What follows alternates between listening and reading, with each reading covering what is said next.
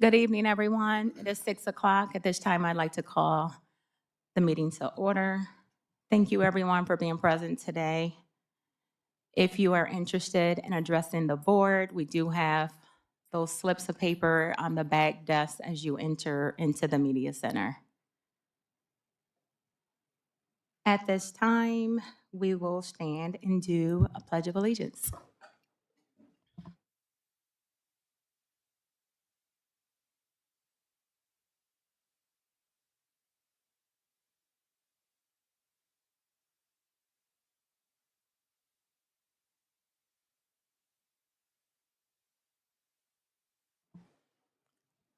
Thank you. Sarah, will you please conduct a roll call? Thank you. Ms. Hamilton, Present. Mrs. Simonetti, Mr. Dobies, Ms. Sharp, Here. Ms. Acton, Here. Ms. Hunt. Here. Thank you. At this time, we will entertain the approval of the agenda. I move to approve the agenda as written. Support. Motion and support. Any discussion? Any deliberation? Hearing none, all those in favor? Aye. Any opposed? Hearing no opposition, the motion carries. Thank you. Agenda item number 5, Superintendent's Report. Mr. Patterson. Thank you, Madam President and Board of Education and community members that are here with us today. We are very busy this time of year, as it's been about a month since we've been back in session for school, and there's a lot of things that are happening throughout the district. I kind of established a communication protocol with the Board of Education, so I kind of shared those last month notes, so I'll try not to duplicate some of my efforts here, but it is worth stating over and over again that Jackson Public Schools is running a bond campaign for this November 4th for $126 million and a 0% tax increase to the community. So we want to make sure those viewers at home get that information. This past week on September 9th and September 11th, we had 2 informational sessions at middle school at Parkside. 22 people were in attendance on Tuesday and 16 people were in attendance on Thursday, including media. So we're really working hard to get the community informed about what's in the bond program. And so we're glad that people are showing up to those events. We have another opportunity October 14th. I've been on JTV. I've reached out to all of our administrators to contact our PTO groups. We have now an active Citizens for School Improvement, which has been established and has some regular meeting dates established and roles within that. So we have folks out there supporting Jackson Public Schools. And again, most importantly, just making sure people are well informed. If you go to our website, you can't help but see that information pop up. So that's great that anyone who visits Jackson Public Schools, the first thing they'll see is information about our bond. Also, there's a frequently asked questions location that's easy to find in case our community has other questions. They can reach out to our offices and or view that information online. So again, I will continue to be out in the community to different service organizations. I've been to the Chamber of Commerce and just a lot of different groups that we have set up in the next months to come to get the information out. There's been a lot of opportunity for discussion, asking questions, get clarifications on things. So very proud of the work that we're doing as a district, as well as those Citizens for School Improvement in the community coming alongside of us. District leadership team, talking about back to school and the school improvement process. You all know that we have a district improvement opportunities 4 times throughout the year to inform the community about how things are going. So we have a diverse group of Jackson Public Schools employees, from central office to teacher assistants, teachers, administrators, and special education, union reps. Today was our first meeting of the 2025-2026 school year, and that went very well. Our big 3 ideas that we keep coming back to, and we have subgroups that meet around attendance goals, academic goals, and recruit and retention goals. So again, having a lot of different stakeholders at the table to understand our plan, to understand how that gets rolled out. One final thing that we wanted to make sure, I think there's like 30 people who were in attendance today, 30 district employees, is that this information gets back to every school and every employee. So working on that communication plan in the same manner that I want to communicate with our board and have that two-way communication, this group finds it essential that we have a well-informed district, that everyone understands the plan and what their role is in that plan. So every month, there'll be a communication that goes back to all JPS schools about what the district improvement team is working on, and that's including, we'll dig into some more data and progress monitoring along the way, specific to attendance, academics, and our recruit and retention plan for both staff and students. A lot of community touch points, couple athletic activities. This Friday is the Pink Viking Project. I saw our student athletes and coach on JTV getting the word out, but this is a great opportunity. I presume our field house is going to be packed for this kind of ceremonious. Our student athletes will wear pink in honor of a family member or friend that they'll wear on their uniforms, and our community are encouraged to purchase a t-shirt to support this kind of cancer awareness, cancer prevention football game. So that's this Friday at Jackson High School, 7:00 p.m. But an hour before the event, we'll have kind of a special ceremony where they take a walk around the football field with those people who have purchased a uniform. So a family member could purchase, or any community member could purchase a uniform and have a name put on the back of their jerseys. And the student athlete will wear that uniform for the game and then present it to the family afterwards. So we're proud of our athletics department. Our football team has been doing this for a number of years, and it's a great community touch point this Friday at Jackson High. Also this Saturday at Justin Mehall Field, we have a JV and varsity game, but they're kind of doing a rededication to the field. And one community member noticed, we know the Justin Mehall name is named after the soccer field, but there wasn't much else to commemorate. So they've got kind of a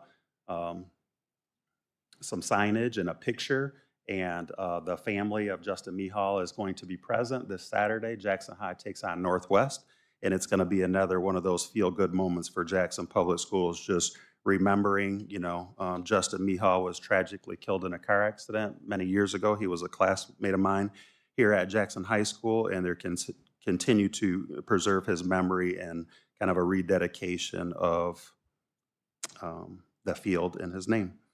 And two final notes, and then I'll try to wrap it up here. Our baseball team had a program, Under the Lights, and the reason why I bring this all up isn't just because I'm a big athletic fan, but just a big community fan. So it's not baseball season. There's some fall baseball going on, but it's just really an opportunity to bring, we talk about community engagement, hearing from our community and sharing all the beautiful facilities that we have. So our baseball coach is brand new, and they had a program called Under the Lights. They had a lot of community donations for like hamburgers, and they came out and just played with the kids, interacted, meet and greet with some of the coaching staff, and of course, teach some of the fundamentals of the game. So that was exciting. Shout out to our baseball program. And finally, homecoming is going to be epic. I think homecoming has just been growing and growing. There are class reunions that are come back. There's class celebrations. There's obviously a football game, parade. We reach out to our littles from every building in the district, I think, is going to show up. And you all have been challenged or invited to do some judging on floats.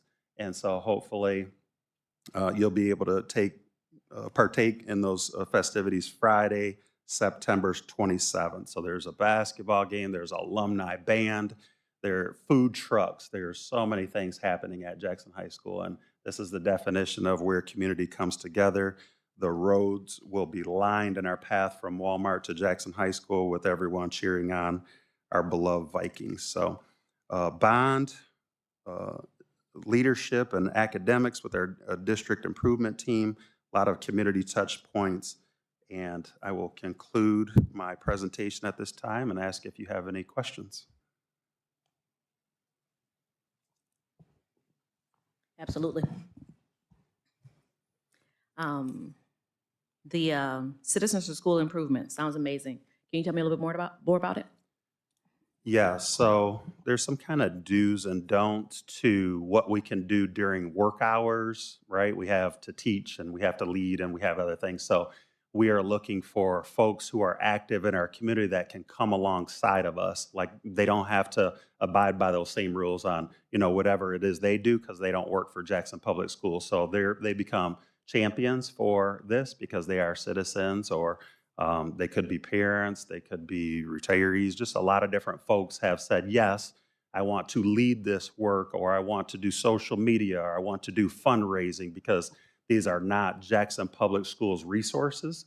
And so this group goes out and finds those resources to run a successful campaign, such as media, such as yard signs, such as walking door to door, things of that nature.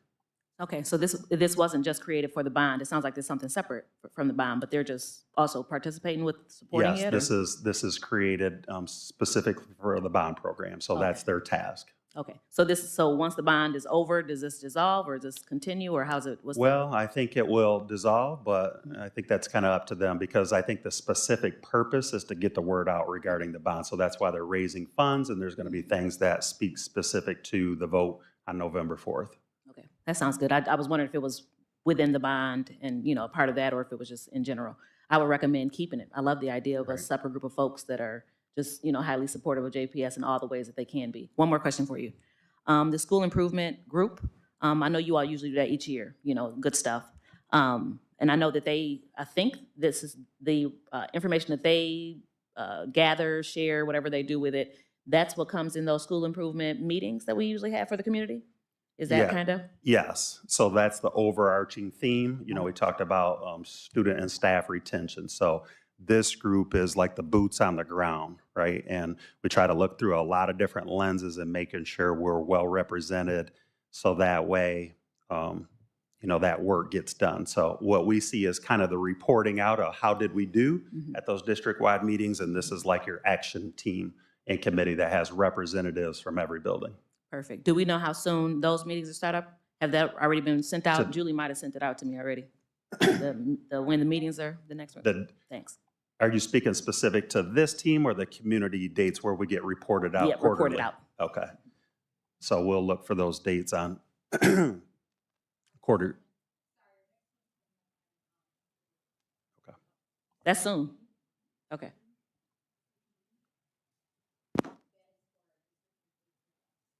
So the community one, yeah.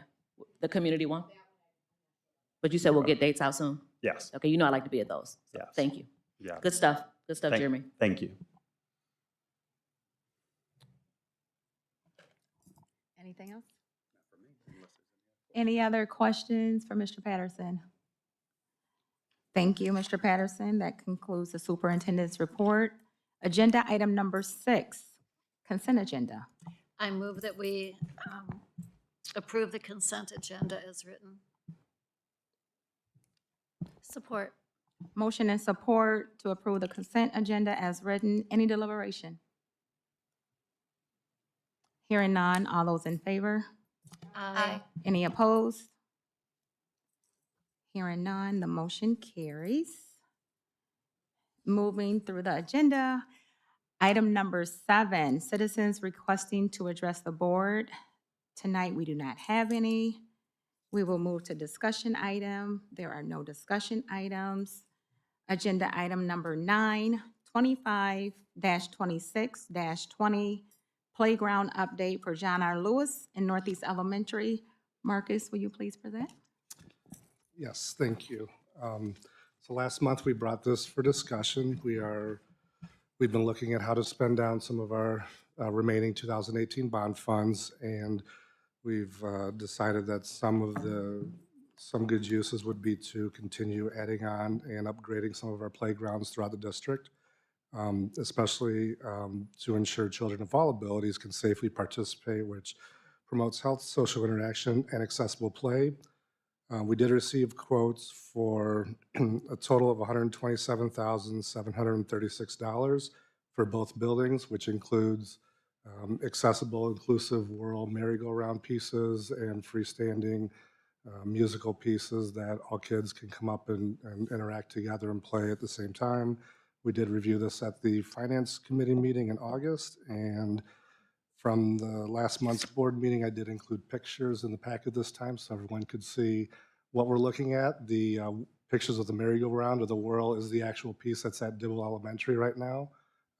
The picture of the musical pieces, those are all 9 pieces is what we would be getting in that package. So at this time, we would recommend the board approve the purchase of the new playground equipment for John R. Lewis and Northeast Elementaries. Thank you, Marcus.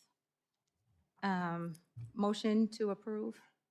So I'd like to make a motion to approve the purchase of the playground equipment for John R. Lewis and Northeast Elementary. Support. Thank you. We have a motion and a support on the floor. Any deliberation? Any further discussion? Trustee Hamilton. I have a question for you, Marcus. You said we have one of these pieces already at Dibble, good. And so we've probably assessed how well it's being played with and how accessible it actually is and done all that type of work to ensure that. It's extremely popular, both at Dibble, and I've seen it in other districts too, and a lot of times I hear that there's lines of kids waiting to use it. Good to know. That way we know that we're getting something that they're going to use. Thank you. I love that we are doing this. I appreciate the pictures that you sent, and I hope that we can expand this to all of our elementaries. Yep, that would be the plan, is we wanted to start here and see what else we could add elsewhere. Any other discussion? All right. All those in favor?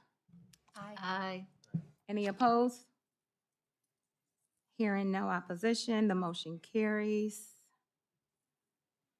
Thank you, Marcus. Agenda item 25-26-21, MDE EB bus grant. Marcus, please. Try to put as many abbreviations and initials as I possible. know. So again, we talked about this again last month, and at the time, we had not spoken with our electric partners at Highland Electric. We have had those discussions and included a copy of the proposed contract for this bus purchase. So again, I'll just short history. Last October of '24, we applied for and received funding from MDE for their clean school bus grant for, we're looking at an additional 2 electric buses at this time. That grant has a 90% funding level, meaning there'd be a 10% cost share for the district. So Highland is going to manage this program as they manage the other one where they own the buses. They will be paying the 10% cost share, so there won't be an out-of-pocket cost for the buses from JPS. The amount you see is the amount per bus for the first year of the service contract. Again, we have a very similar contract for the first 20 buses. All of the major items are the same, and we've tried to line this contract up so they both end at the same time, and then we could renew, going forward under one contract. Just to give a little background information on the first round of buses, as we completed our first almost full year of running them, we found out that we've saved about $65,000 in fuel. We were able to purchase over 30,000 gallons less of propane, diesel, gas last year just by running these buses. And keep in mind, we didn't have them all year. And just with new technologies and things, we weren't running all 20 of them for the year. So we are definitely starting to see those savings hit our bottom line. And this just makes sense to continue the partnership.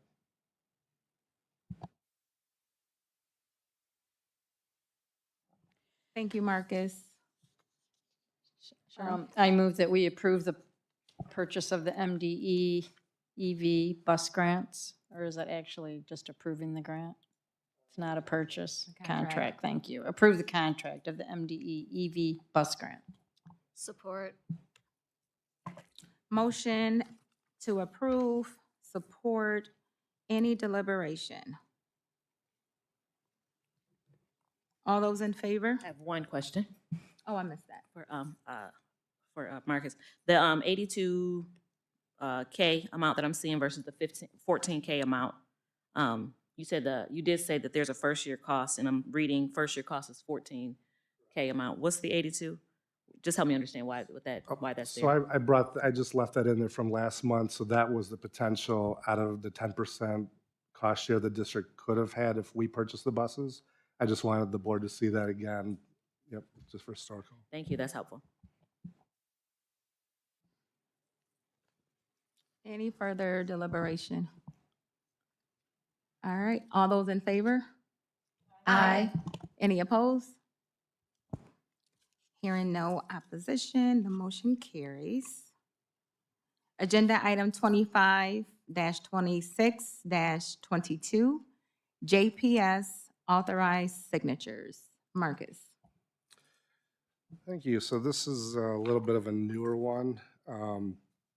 And we do have our superintendent or designee is currently an authorized signer for contracts and things of that nature, but sometimes we run into entities that require documentation of who our authorized signers are, I'll say. Our most recent example is we had a former employee who had passed away. I don't remember when or the employee's name. And in their will, they had left or named JPS as a beneficiary of their life insurance policy, whatever that is. We don't know what that is. The company will not discuss it with us without a copy of a board-approved resolution naming specific signers for JPS. So, and this is something that we'll probably bring back to renew each January at our organizational meeting. We're just bringing it now so we can, in essence, talk to this life insurance company and anything else that may come up in the future. So we would recommend approving the resolution as proposed and the 4 designees. I move that we approve the JPS authorized signatures. Support. Motion and support. Any further discussion? I'm sorry. Who are the existing signers currently? Technically, the superintendent is the authorized signer, and he could verbally authorize designees. Typically, cabinet assistant superintendents are authorized to sign contracts that are relevant for finance or curriculum or what have you. Is it necessary to have 4 designees? It's not necessary. We just tried to figure out who would be our most used signing contacts, right? Myself, Mr. Patterson, Ms. Baker a lot of times. Matt Farhat's our Executive Director of Business Services, and he does deal a lot with benefits, life insurance companies, and things like that. So it's up to the board if they want to have 4 or more or less. These are the ones we felt made the most sense. Trustee Dobies.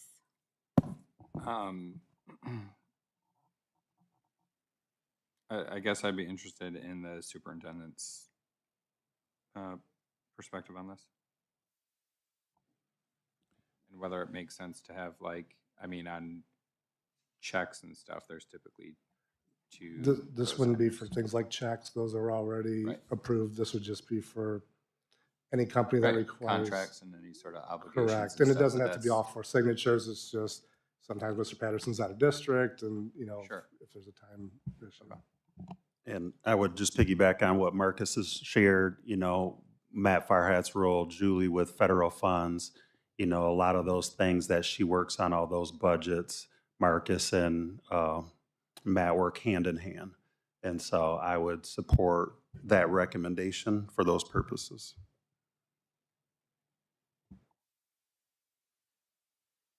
One last question, based on the conversation. You would always be in the know about everything, though, for sure. They would be running things through, hey, this has come up and we need to get it signed. We're going to sign it. You would always be in the know. That's correct. So normally there's multiple people that receive those communications, or it's part of what we discuss at cabinet on the regular, or it's part of building budgets and resources that we're reviewing. So we have discussion at the cabinet level about those significant figures and obviously who's signing what.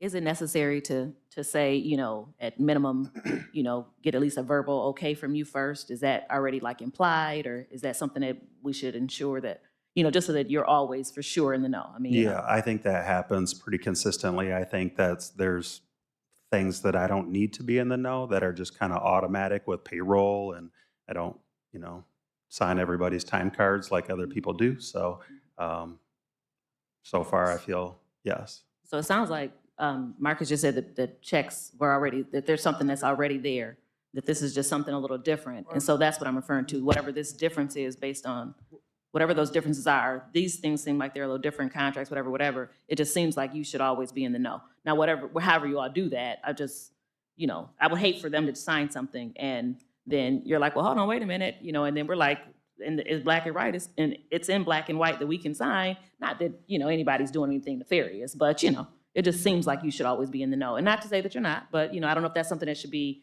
you know, at minimum, you know, run this through the superintendent. Those bigger things that this thing is designed around. Understood. It just, I don't know. Be in the know. And that's not like you know, that was like a question, like, you know, I'm assuming that that's a thing that's occurring anyways, right? I mean, I would imagine. I don't know. I would assume, and running an organization myself, I understand the need for flexibility and the level of contracts and the number that it doesn't make sense for you to sign all of them, and you need an instrument like this to have that level of flexibility.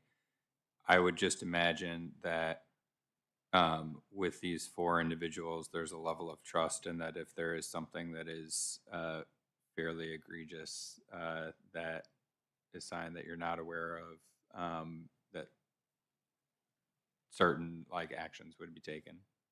So. 100%. And I would say thus far, you know, in my new capacity to the role, that I ask a lot of questions. I think that's part of the things where there's a finance and facility and there's no one person who just has access to everything. So having multiple people here, I think, is also a safeguard, that there's multiple people who have access to those statements, so that it's not just one person working in isolation. So I think that's something, a lesson that's been learned in the past. When one person has all the keys, then there aren't other people looking at those statements.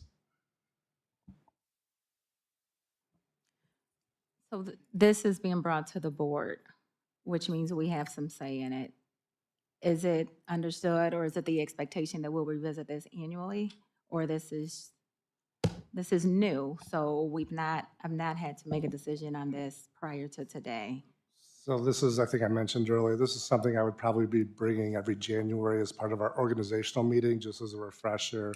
So if we do have staff changes or whatever, we could name new designees at that time, so on and so forth. Thank you, Marcus. Any other comments, questions? All right. All those in favor? Aye. Any opposed? Motion carries. Agenda item 25-26-23, certification of tax levy. Marcus, please.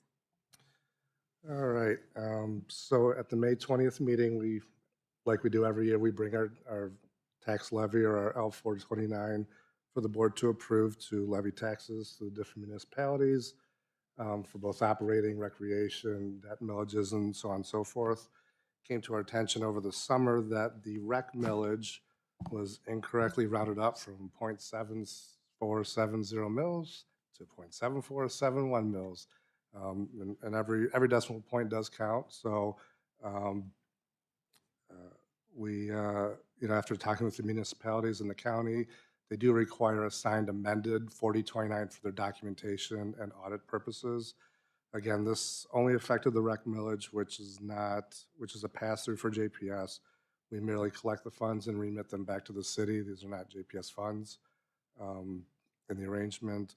And it would be up to municipalities to decide whether they're going to, how they're going to process their refunds or credit taxpayers on their Winter taxes, some cases, a lot of cases, it's as little as a penny or nothing. I mean, it's that small of a rounding error, and I apologize for that, but we are bringing this tonight because we do need to have the board again approve an amended 4029 for that purpose. Thank you, Marcus. Move approval of the amended 4029. Support. Motion and support. Any discussion? Question for you, because I believe that no question is a dumb question.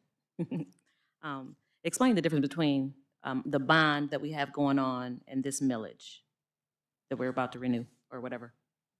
So this is the recreation millage that the city runs. I believe it funds the Parks and Rec Department at the city. We're mostly jumping and help me out. I'm not a resident. I believe if you remember last August, they renewed the rec millage and it asked for an increase from up to the 0.75. The odd number we've talked about a little bit before, there was a Headley rollback, meaning taxable values went higher than the rate of inflation. So that's why it was taken down from the 0.75 that it was voted on. And then I forgot the rest of your question. So for the record, I did hear you say that at the beginning. I still was just like, is there a difference between the two? So it sounds, Yeah, it's I'm not the understanding bond, the it's difference, nothing to do but with JPS, I'm other sorry. than we collect the money and remit it back to the city. you mumble a little bit, right? Yep. Okay, so say it again, please. So it has nothing to do with the bond. It is just funds for the city that's collected by JPS and sent back to the city. Okay, that's very helpful. Thank you. Any other discussion? All those in favor? Aye. Any opposed? Hearing no opposition, motion carries. Agenda item number 10, board comments. Anyone wish to address the board? Trustee Sharp? I want to thank Ms. Julie Baker for meeting with my introduction to K-12 students this week.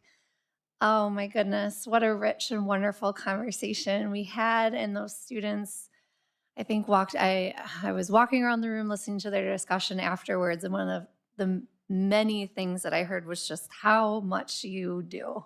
And so even from that short 30-minute conversation, it was really obvious, and we just really appreciate you and everything that you do. And thank you for taking time out of your day to talk to these students. Also, shout out, there's many others in this room who have agreed to meet with my students and share your passion and insight for education with future educators. So thank you.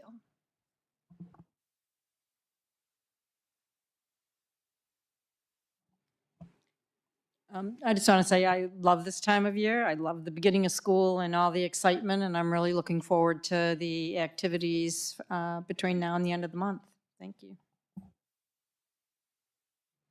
And I'm excited about this school year. Good things are going to happen, and I will be walking in the homecoming parade with a couple kids, so it'll be fun.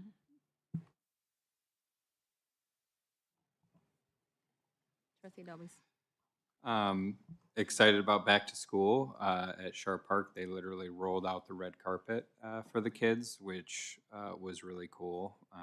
So appreciated that and all the enthusiasm and planning that went into creating a very nurturing and welcoming environment for the students coming back from summer. Appreciate the work that has gone into the bond proposal and the informative meetings that we've had that Superintendent Patterson has led, and all of the marketing and effort that has gone into the materials, Chris, and everyone else that has put time and energy into that. I think having been in and around bond proposals and helped numerous bond proposals in the past, in particular the recreation proposals. I'm continually impressed with JPS's efforts to inform the public about the decisions in front of them. Looking forward to homecoming myself, and finally looking forward to the state passing a budget. As we all know, July 1st was the deadline for the state to pass a budget, including funding for the schools. They failed to do that, so that puts school districts like JPS in a pretty uncomfortable space.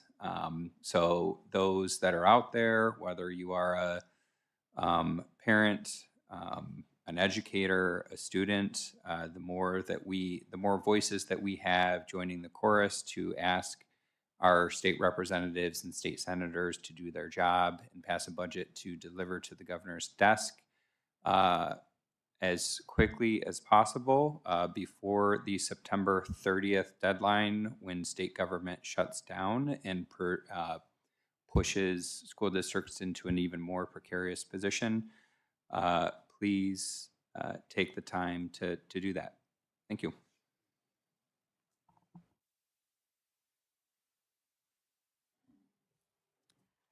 I just want to thank everyone that came out tonight. I appreciate the comments that were made. I want to thank Mr. Patterson just for the productive meetings that we've had weekly. I did have some correspondence from individuals, and we do plan to increase our communication platform. So looking forward to continue to demonstrate exactly what JPS community looks like externally and internally. So thank you everyone for being present tonight.